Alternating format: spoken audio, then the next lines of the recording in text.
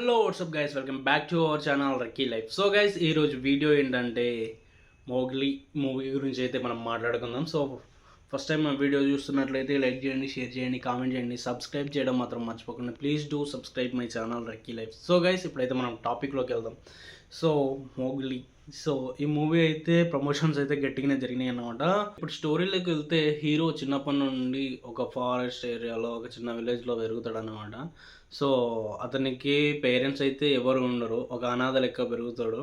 So తను ఆ forest ఏరియాలో ఎనిమల్స్కి కొంచెం దగ్గరగా ఉంటాడు అనమాట. ఎనిమల్స్కి కొంచెం వాటికి దగ్గరగా ఉండి పెరుగుతాడు అనమాట అక్కడ నుండి.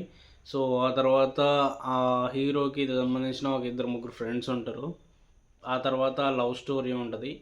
తర్వాత ఎట్లా సర్వైవ్ అయ్యారు, లవ్ స్టోరీలో ఎలాంటి స్ట్రగుల్స్ ప్రాబ్లమ్స్ వచ్చినాయి.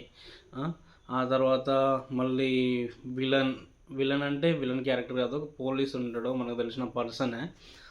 ఈ మూవీలో అయితే తన క్యారెక్టర్ అయితే చాలా అంటే చాలా బాగా అనిపించింది. ఆ పోలీస్ క్యారెక్టర్ చాలా అంటే ఈ మూవీకి హైలైట్ అనిపించింది.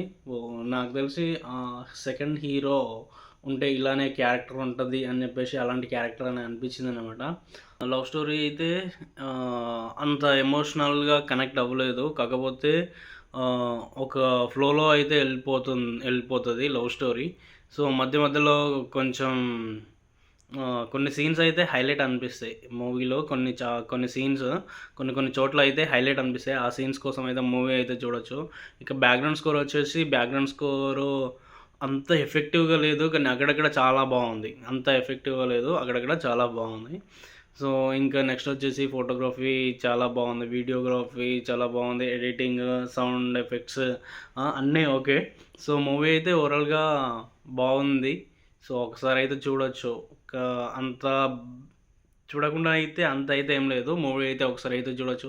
సో మీరు చూడనట్లయితే ఖచ్చితంగా వెళ్ళి ఆ మూవీని థియేటర్లో ఎక్స్పీరియన్స్ చేయండి. సో నెక్స్ట్ వీడియోతో నేను మీ ముందుకు వస్తాను. Until then, bye bye.